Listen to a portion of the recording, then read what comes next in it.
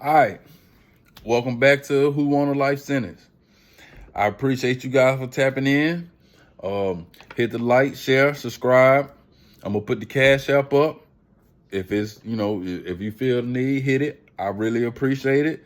If it's too much, just enjoy the show with your ugly ass. I want to say big shout out to Jaheim Hassan. I appreciate you, fam. I really, really appreciate that. I really appreciate the donation. All right, so today we're gonna get real with the situation. Out of respect for just people and not putting their business and their issues out, in the world. I don't want any smoke with anybody. I really just want to tell my little story in the way that I see it, the way that I saw it. So I'm gonna I ain't gonna put no names out, and we'll try to get it on like that. All right. Of course, I'm gonna try to. We're gonna keep it real. We're gonna keep it. We're gonna keep it 100% funky. And y'all, let me know how y'all feel about it in the comments, man. I'm gonna take y'all with a walk with me through these chain gang streets. Also, keep in mind, man. I want to be honest now. I'm married. I got 3 kids, and one of the things that well, that's one of the reasons why. How do I put this? It's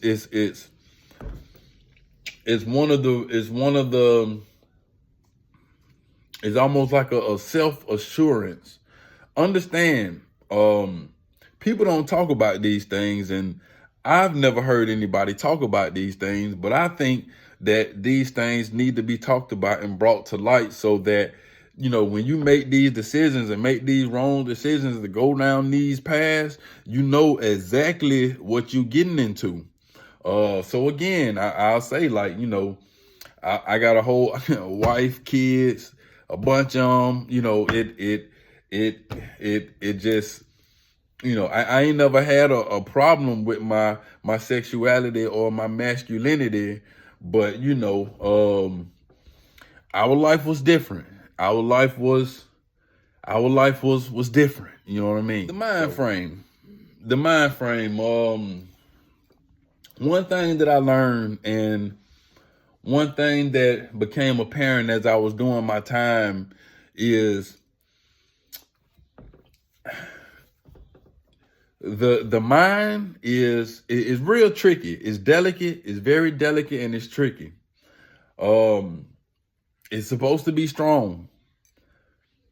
For the most part, it is strong. But sometimes, you have people who you thought would have a strong mind, and you come to find out that they don't have a strong mind at all. Or you have people that you thought were weak-minded, come to find out that they were really strong-minded. Excuse me. It can mess you up. It can flip-flop you, and it can throw you for a loop. For instance, I told you guys about the story about my homeboy Type. I actually found a picture of him. I'm gonna throw that up. Rest in peace, Type. Now, like I told y'all, this was when I told y'all, me and Type, Shawty was from the west side. He from the west side of Atlanta. Them boys kind of grew up hard. Everybody from the west side was kind of like slum, and they were selling drugs to their mama and their aunties, and they had to get it how they live. And the west side, they were doing what they do. We don't understand that, but Shawty was as solid as they come, solid as a rock. He was only arrested for like cocaine possession. And there was like nothing in the makeup or DNA that would say homosexual. And when Cherry came in the dorm, I can't explain it. I can't because there were other homosexuals before and after him, and Tyke had absolutely no problem. There was nothing. There ain't nothing going on. But uh, it was. I guess it was like the person that Cherry was. If you ask me, I would say he found a better friend and a better person in Cherry than maybe he had in his whole life, male or female, even on the outside world. When I knew him, he didn't have any kids. I can't remember if he had any, at the time of his death. But I just felt like maybe he just felt with he had found something in this person who just happened to be a dude. And if you asked him, he was, I don't know, I think he would say that he wasn't gay. You know what I'm saying? So I don't I did that story. I actually did a story on Cherry. He's crazy. He done did it. He crazy. So you'll have to go back and catch that story. But again, my partner Tyke, from the stuff that he had went through, and from me knowing him, if you had to ask me, was he weak-minded or strong-minded, I'd have told you strong-minded. And then when he met Cherry, he even came and explained it as best he could to me. He said, bro, I don't know what's going on. I don't know. He asked me, he like, bro, what I mean? Like, am I gay? And it was kind of weird because you can see that he's trying, he's trying, I guess you could say he's trying not to be weird or gay, but by all definitions, yeah, my boy, you fruity rainbow. You know what I'm saying? And ultimately that's a decision that you either have to live with, or I mean, ain't no really going back. So for Cherry, he decided that was something that he probably could live with. You know what I'm saying? So again, that's a situation where you would think a strong-minded wasn't so strong at all. I remember when I got to Alto. So when I got to Alto, they put us in dorm 16, and we used to watch the people in dorm 15. Now, B Unit was really scary. B Unit was really scary. You heard the stories, you heard the rumors. I was opposed to going to B Unit, but I would if I have to. But in C Unit, dorm 15 was the dorm that it was also going down in. I remember you had guys like to name some of the scary guys. You had some of the guys like, I remember Pitts, I remember Pee Wee, I remember Mills. They had a guy down there named Zay. He had a real crazy reputation also. You had Bula down there in 15.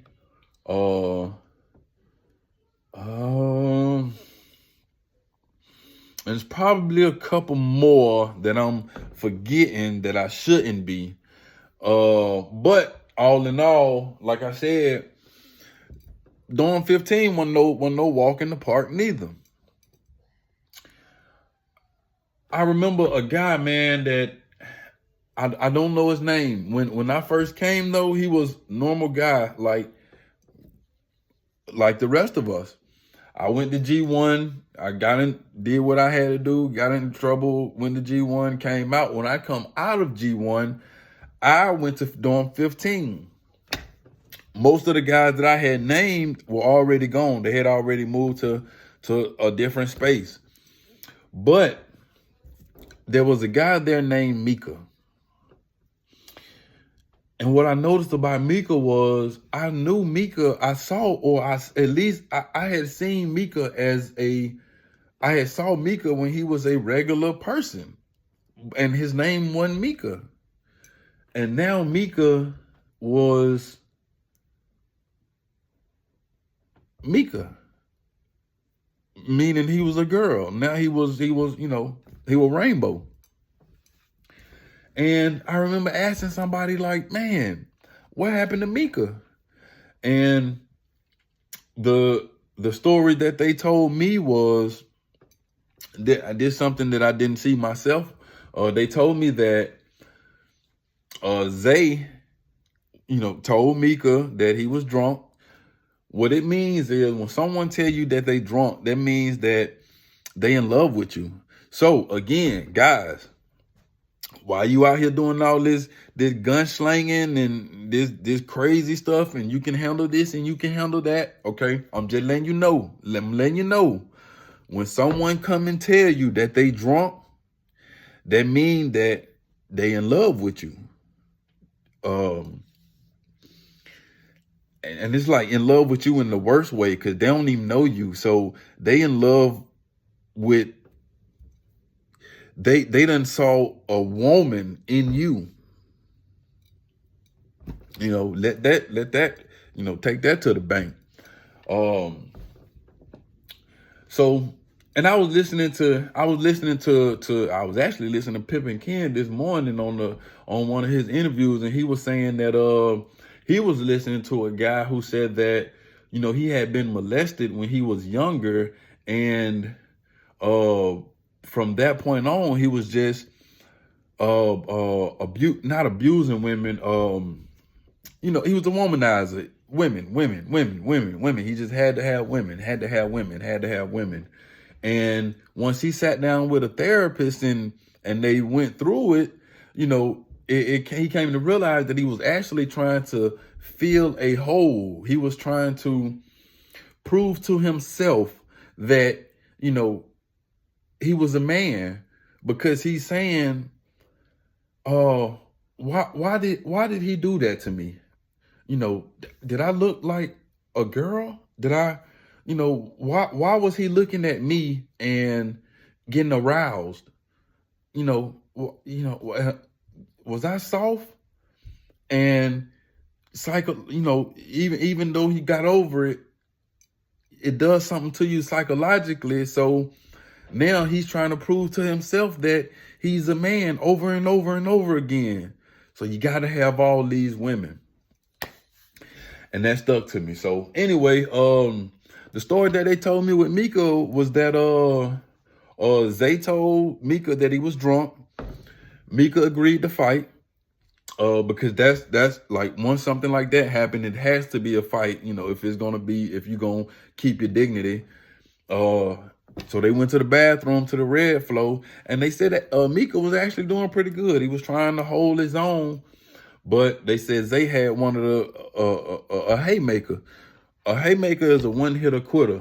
That's what we call a haymaker, which is when somebody reach way back to like Egypt, Africa, or something like that, and bring that thing steaming. And if they connect with you, then you probably it could change the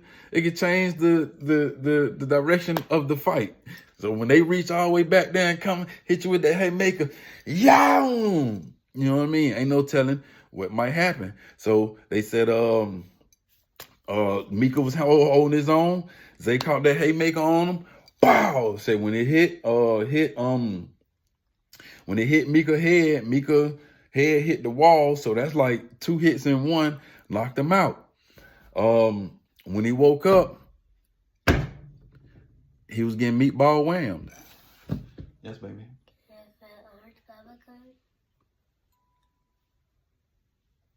I have to go get some. I don't have none right now. But can I have the strawberry one?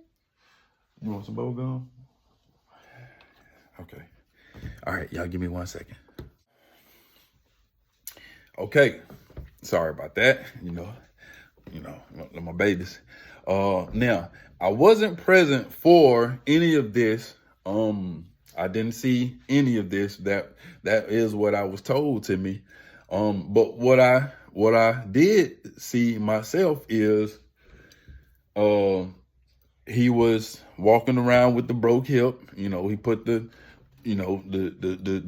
walk in the walk.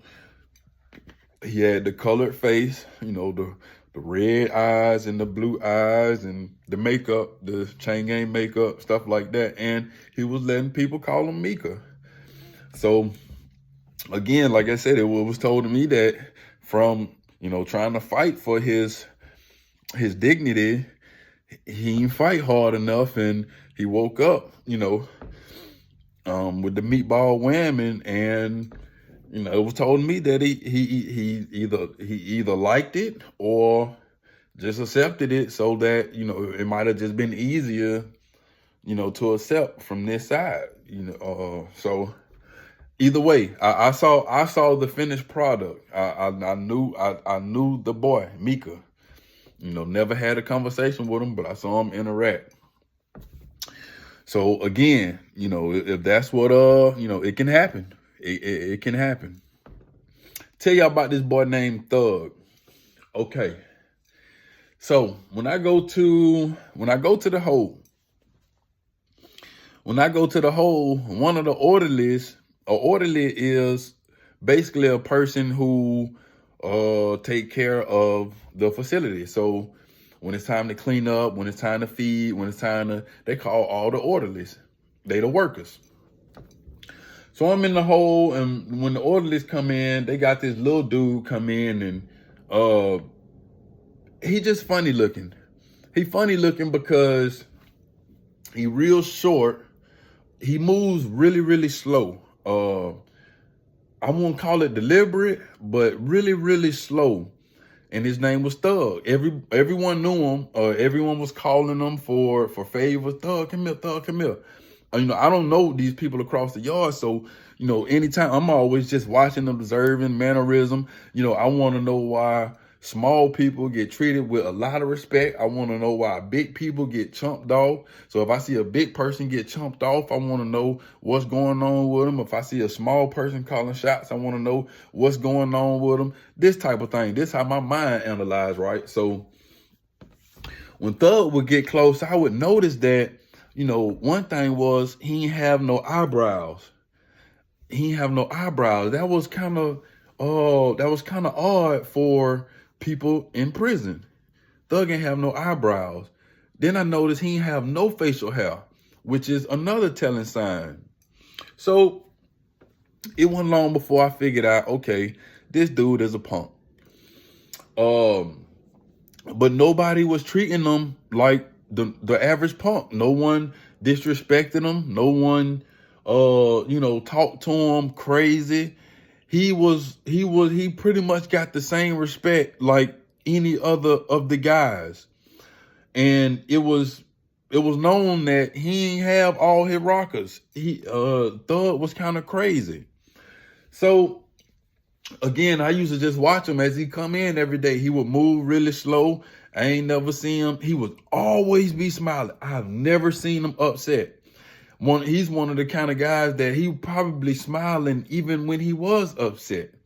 So I always see him smiling, never see him raise his voice, never saw him get upset, never any of this kind of behavior.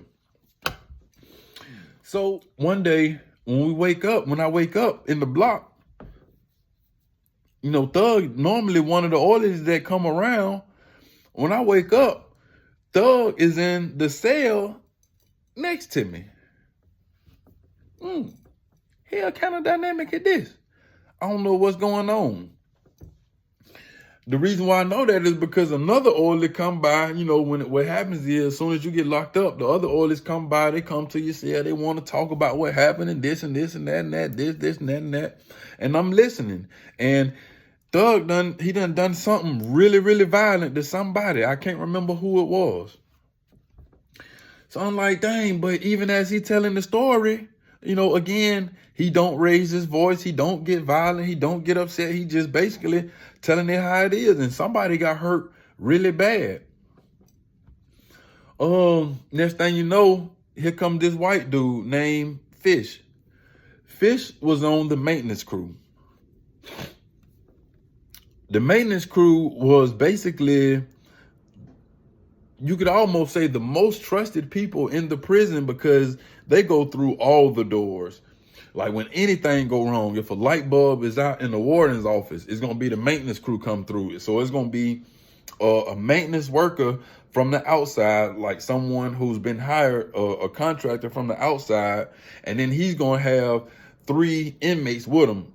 2 inmates, 1 inmate. He gonna have a group of inmates with him to basically do the work. So for the most part, it's the inmates who know the job in and out, and it's just the maintenance worker who's gonna get paid for it.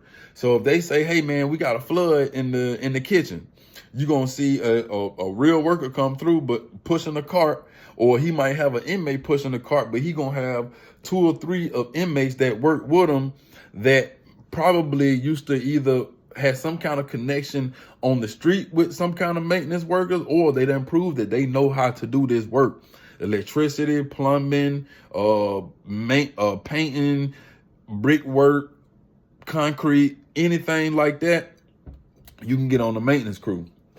So Fish come through, and it's crazy because can't nobody come up here, and Fish could just come through. He a maintenance worker, so he can say, "Hey, Pop A-Range, I need to go check this." Not A-Range, but C-Range or whatever. A-Range is PC. Pop C-Range, I need to go check this. He'll come through. Now he talking to the boy. He talking to the thug. And they talking about what's going on. I'm looking. Fish got, again, a white boy. Fish whole eye black. Whole eye. Fish apologizing to Thug and this, and I told you I ain't do this, and I told you I ain't do that. And Thug just is calm, like, no, y'all were doing it. It's all good. When I get out, I'm gonna whoop both of y'all ass again. They're kind of spicy. This right in the cell next to me. So I go to the bars, I'm looking, and it's weird. Now I'm trying to figure out the dynamic, because Thug don't really look, or he ain't take me as feminine, and Fish don't either. So, you're trying to figure out the dynamic of what's going on, and it's kind of hard. You're trying to figure out which one of these guys is the girl. So I can't figure it out. Then they got this thing down there that's called swapping. If it's a situation like that, if they swapping, then it's like maybe they both guys and they just take turns girling each other. You see what I'm saying? That's swapping. So they could have been swapping, but that wasn't the fact. That wasn't what was going on. What was going on is Fish was really the masculine and Thug was the feminine, but Thug was just, he was a thug, and he was a boy. He was like a dude. So he was just like, he was the best of, you could say he was the best of both worlds. He could girl and he could boy. Me and Thug end up getting cool, because when the weekends come, let me tell you something about a weekend in the block. Oh my God, man. So there's no way to explain it. The block is SMU, Special Management Unit. This is the whole. In prison, you get breakfast, lunch, and dinner. When I was there, on Saturday and Sundays, you would only get breakfast and dinner. Now they telling me that it's gotten worse. You might only get lunch Monday, Tuesday, and Wednesday for budget cuts or something like that. But in the whole, they're gonna feed you at about 2 or 3 o'clock in the morning. That's gonna be your breakfast, and then it's gonna be about anywhere from 4 to 5 o'clock at night when they feed you your dinner. And then the amounts of food are so small, you're gonna starve in between. Period. Like after they, so. Man, I wish I could show y'all a tray. They might bring, for breakfast, they might bring you a tray with some oatmeal slop, like a half a banana, like anything. The best thing you could do is like finish the oatmeal slop, and it tastes awful. You could take sugar and just dump it in there, and it's never gonna taste like anything, but you just don't want to be hungry. And you could just mix it in there. But you better save something. You better save that banana, half a banana. You better save that cookie, anything. You better save it for about 11 o'clock, 12 o'clock, because you're going to be starving. And it's crazy because you would be thinking in your head when ain't nothing to do, you be like, man, okay, it gotta be 2 o'clock. You know what I mean? I only got another 2 hours before they gonna call dinner. The guard come by and ask, hey man, what time it is? 9:37 in the morning? Oh my God. So anyway, so when you got a situation going on like that, and then the person in the cell beside you come and, you know, give you a soup or give you something to the not only does it quiet your stomach, but it does something to your mental, because the whole time that you're in there, you're thinking, you know, this is the way that you count the days. If you got 14 days in the hole, you counted like, all right, man, I only got to do 4 days without lunch. Now, when he just gave me a soup, I only got to do 3 days without lunch. You know what I mean? This is so stupid and so small and so minute, but you realize that you'll grab hold to any little thing when you're talking about hope, man. When you're talking about hope and you know, believe me, despair and depression goes to a whole nother level. So when it's on the weekend, there's nothing to eat, nothing in form in sight coming around, and this dude done reach next door and give me a soup. Believe me, it don't matter if he gay, straight, up, down, left, right, red or black. We friends. No, we cool. Believe me, we cool. You got to be careful. You can't do that with everybody, though. You know what I mean? But again, this was a little dude. I'm going to be honest. I ain't think he could whoop me. Thug give me the soup, man. We cool, and we go to talking because he done gave me a soup. We eating and everything. We go to talking, and he tell me, you know, he find out fish doing something, and he went back and whooped him. When he get out, he going to do it again. And it's crazy because the way that he's saying that, he not, you know that he's not going to change his mind about it. He's not mistaken. He don't care if he's mistaken. None of that.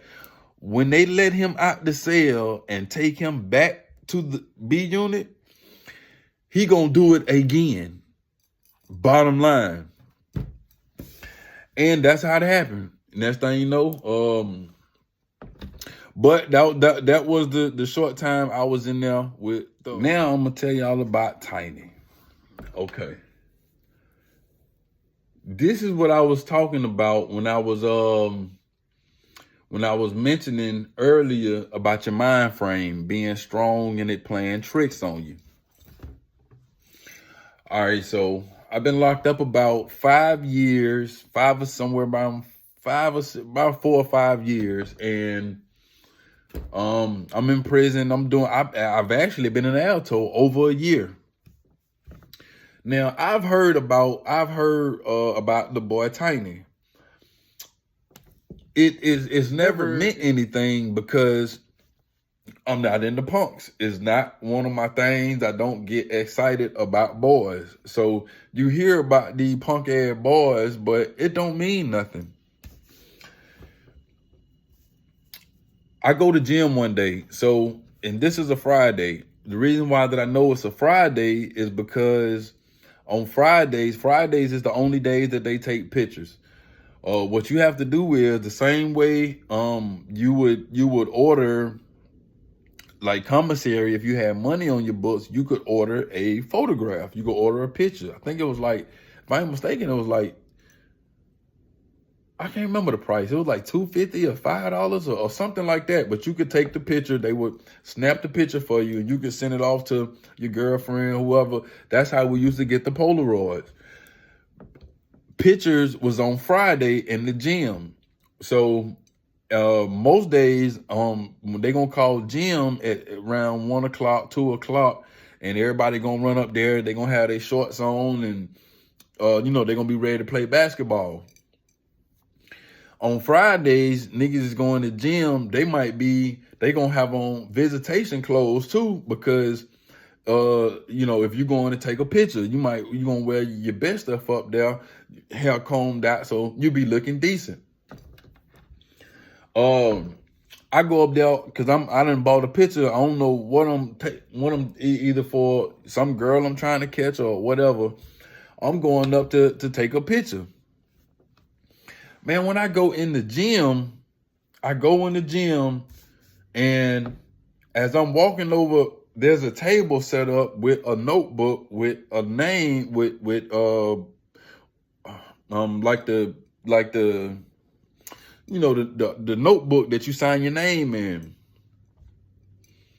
As I'm walking over to the notebook to sign my name, I noticed that there's listen, I keep hesitating and pausing because look, there's a girl sitting by the fucking by the notebook, and the reason that is like frying my brain is because the girl got on stripes. It's nothing to see a girl, but then in a uniform. But this is a girl in stripes, a girl prisoner. So I'm talking about in almost like instantaneously in no time, my brain, it seemed like it's flying through all the possibilities of how could a girl be sitting here in the gym with us? I'm like, have they brought girls over to the prison now? Is this a girl prisoner? And then they ain't have no room over there. They just put her here with us.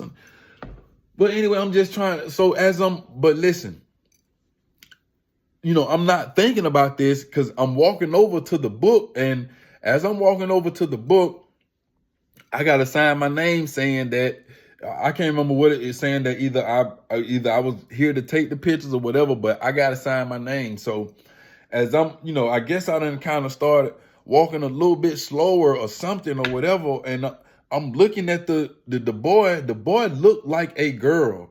So it'll kind of, when it hit you, it kind of, and I don't mean to,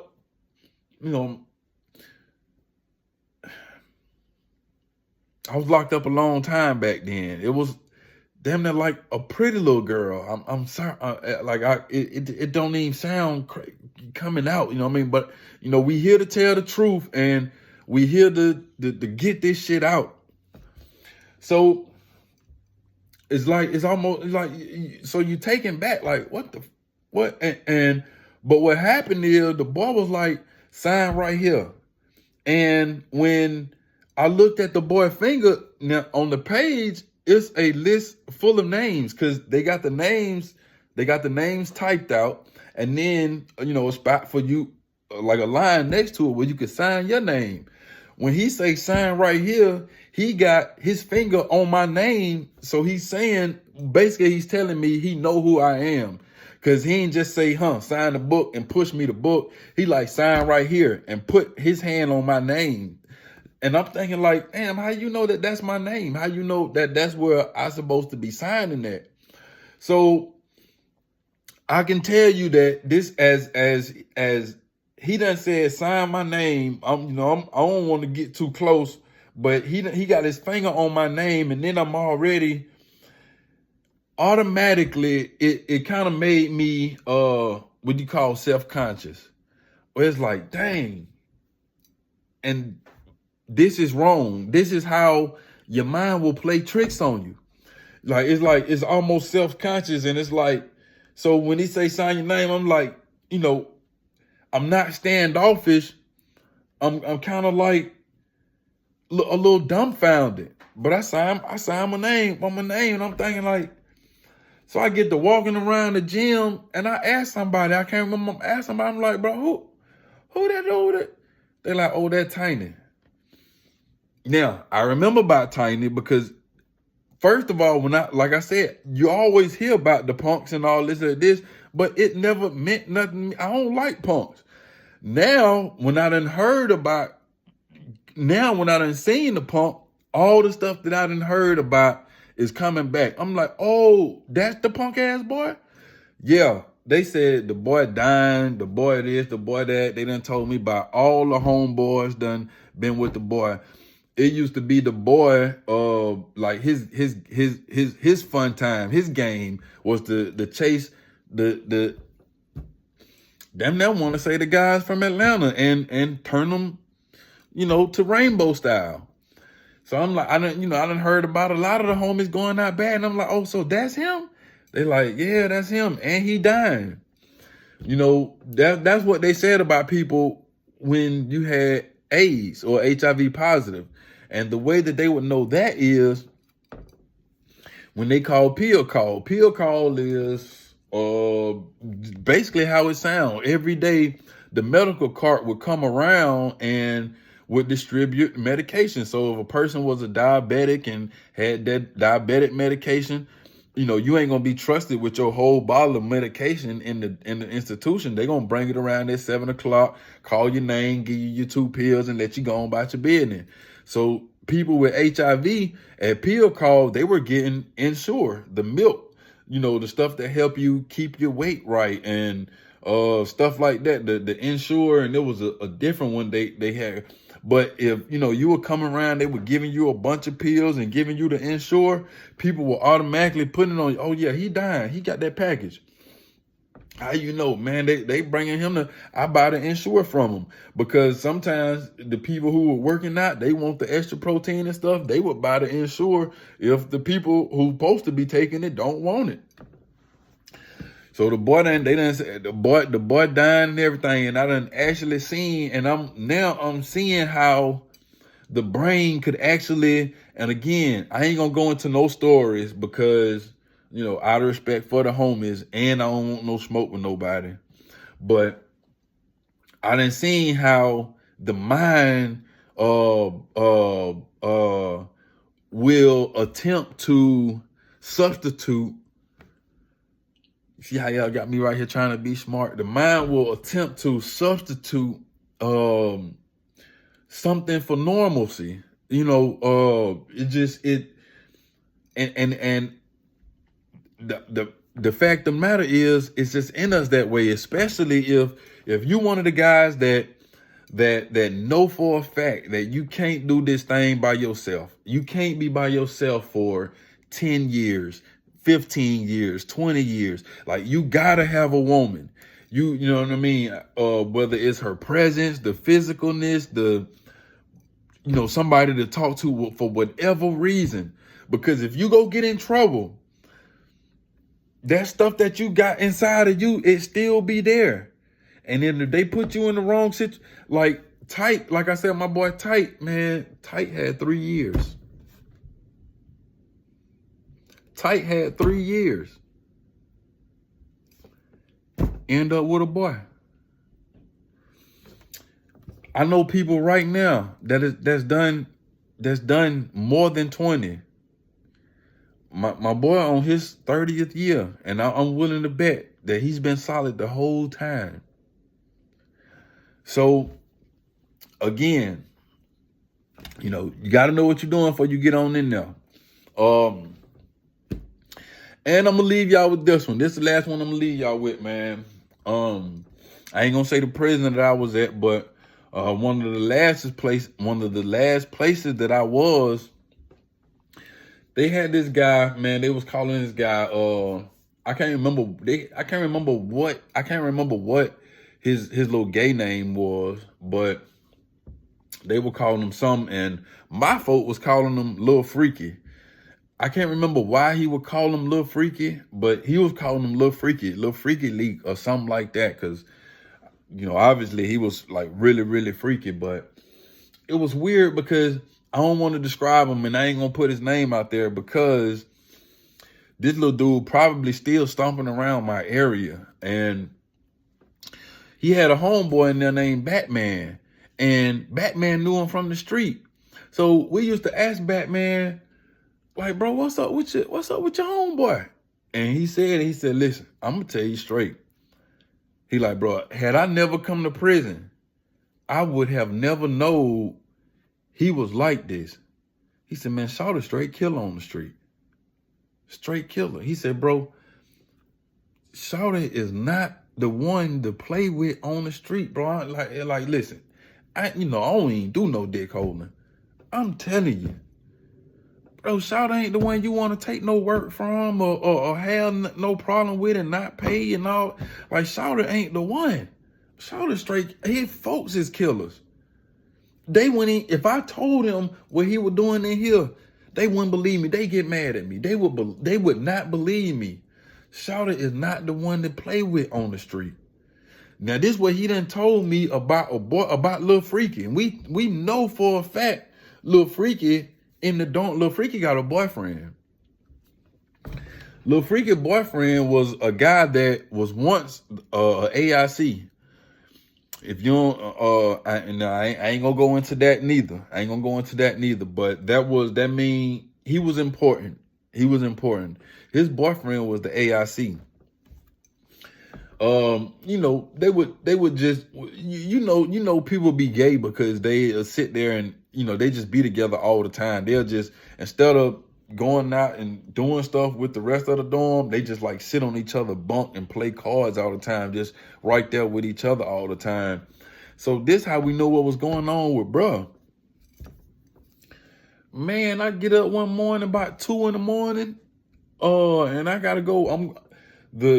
Where I'm situated in the dorm, the bathroom in the back of the dorm is closer to me than the one all the way in the front. The one in the front got like 6 stalls. The one in the back got 1 stall. But the one in the back is closer to me. But you have to pass this little TV room to get to the one in the back. Man, by 2 a.m, I'm walking to the bathroom. And as I walk past the TV room, I can see through my peripheral, like something look weird and I can't quite make out what it is. So I back up and look. Bruh got Lil Freaky on the table, the same tables that we use. I don't want to say eat off of because we use it for something else, but a lot of people eat off on too. Same tables that he got Lil Freaky in the buck. Taking them up through there. I'm talking about taking them up through there. Them folk, I'm talking about I back out, I ain't make a word, I go on to the bathroom. I ain't say nothing. Them folk never even stop. I go to the bathroom, I go back to my bunk. When I wake up in the morning, when it's time to go to chow, I'm just looking at them folk. I'm looking at both of them. And, they don't feel like they did nothing wrong. They don't feel like they did nothing wrong. To be honest, I ain't feel like, I ain't want no confrontation or nothing like that neither. So I just let that go. Anyway, I'm gonna let this one go, man. I gotta do some things. I'm gonna holler at y'all in a minute. Okay, sorry about that, guys. I had to do something. So what I meant to say is,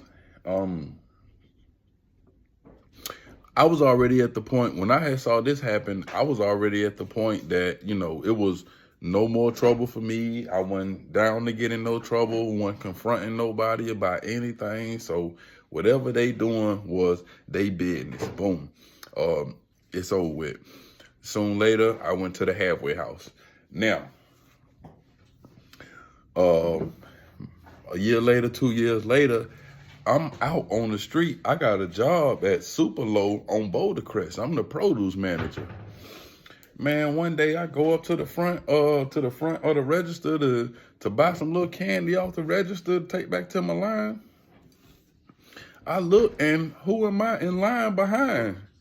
I'm in line behind Lil Freaky, and Lil Freaky is standing behind a real pretty little girl. And he ain't even see me. I was just standing there. They paid for their stuff. By the time he walked up and paid for their stuff and looked back at me, like all the color drained out his face. You could see his face just change. And I'm standing there because he's shorter than me. And I got this little smirk on my face. I'm standing there with this little smirk because, I'm saying, I know you were letting them boys jump up and down inside you. And now you right here with that pretty little girl. I should tell her. But, that ain't my place. Plus, Batman told me Shawty handled his business on the street. Say he was a killer. And I ain't want no parts of that. I just had a name in prison. This dude had a name on the street. So I wasn't finna do that. But, I could tell that he was afraid when he saw me for fear that I might expose him. But I ain't say nothing. And fact of the matter is, let's just be honest. Had I told that girl, like, look, man, that dude you with, he ain't right. I know him. He was in prison. He ain't right. You know, you need to be careful. You need to know what's going on. Man, that girl might have cussed me out. Let's just be honest. I'm here in Atlanta. It probably was about 2015, 2016 then. You know, everything was, you know, I just want to say she probably would have cussed me out. It would have ended. I think the best thing for me to do was to do what I did, which was mind my business. Man, little freaky haul ass up out of there with the girl. She ain't know what was going on, but he was getting the hell on. I've never seen him again to this day. I don't know what happened to him. I don't even know his real name. But oh, I'm gonna give y'all one more, man, before I leave, because I was thinking about this one. This was actually at the same place.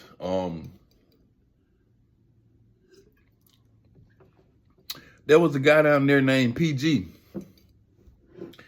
PG was supposed to be a gangster. I didn't know him to say that I liked him. To me, he was a character. He was a workout guy, so he had a nice physique. He was tall. He probably was about 6 feet, maybe even 6'1", 6'2". He had good hair, like he was had some in him, like Hawaiian or Mexican or something. Tatted up, tattooed everywhere, right? But I heard he had a decent amount of time. I think he was messed up on the time. And he was a gangster, like I said. For the most part, it looked like he was holding it down. Call shots. I done seen him call nines on the yard. I done seen him tell niggas to do this and do that, and they do it and end up in the hole. You know, I done seen him call shots. And, you know, we never was in the same dorm, so we've never had a reason to interact. So the most we would get is like a eye contact. But he knew I was a gangster, and I knew he was a gangster. And and I remember. So first, what happened was first he went from being gangster to being all the way gay. First, it was rumored that he was messing with the boys, and this was crazy because he had an officer. The officer name was Barilla. I can't remember her real name, but when I got to the camp, they were calling her Barilla, and you know, and like they would call her that to piss her off behind her back. Like if she wrote somebody up, they would call her Barilla. So she knew the name very well. Man, this girl was so ugly. She was ugly. I mean, ugly, built wrong, like really, really knock-kneed, just ugly. And attitude was worse. Her attitude was even uglier than she was. But she was a woman. She didn't play. She gonna write you up for any infraction. She gonna come through, call count time one time. If you ain't where you supposed to be at, she gonna write you up. I'm telling you, like no one played with this woman. Out of all the inmates on the state, she chose PG, and she was in love with him. She was in love with PG, and it was already known that she had brought him stuff. And she wasn't one of the ones that were doing that. So this was really something. And man, and all this is secondhand information. PG actually ended up getting caught with the punk and ended up getting transferred. But even after that happened, they had told us that word was, man, she had basically begged PG to leave the boy alone. She did everything for him. She was giving him sex. So I'm sure that comes with everything, you know, oral or whatever else he wanted. She was bringing him food. She was bringing him cigarettes, weed. She was bringing them everything illegal. She was really down to do whatever for PG. And he chose the boy over a real woman. And I don't know if that was because she was that ugly or if that was because he was that gay. And, you know, that man snapper had him. So either way it go, man, he ended up going from all the way gangster to all the way gay. And even the guy that I just told y'all about, the AIC, who was who was with Lil Freaky, once PG found out that he was gay, he was on his neck, and like in the gay way. I remember coming out the building one day to come to the yard, and PG was like, he was talking to him and chomping him off, and then he looked at me like while he was talking, like he was looking at me like he wanted approval, or like I would co-sign it, like I was gonna say, like I was gonna laugh at that shit, or say, you know, be like, you know, be in agreement, like yeah, and I just couldn't, because what he said was, I can't remember. He said something about the boy being gay because he was a gangster. Said something like, nigga, you did it. I better not. I can't remember what he said, but when I caught eye contact with the nigga, he was telling the nigga, yeah, nigga, you doing this and doing that, nigga, blow your folk. And like I said, I was looking at him, and man, I just turned my head and went on outside, because I know that he was looking for me, for looking at me like what he was saying was some cool shit. Anyway, like I said, he ended up getting transferred on some gay shit, and we ain't never seen him no more.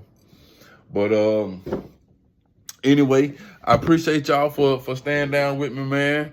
Allowing me to get some of this stuff off my chest. Like, subscribe, share the video, tap in. For you young guys, man, you better be careful, because once you get in trouble, I'm telling you, you go into a world that you ain't never seen or never thought you were ready for. All right?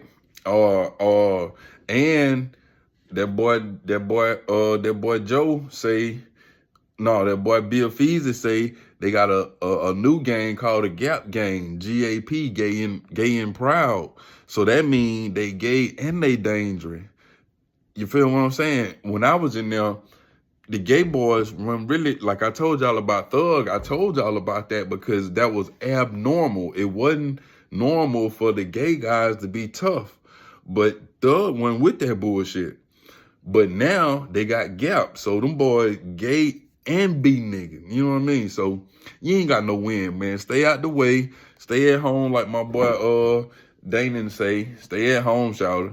But I appreciate y'all, man. I'll see y'all on the next one.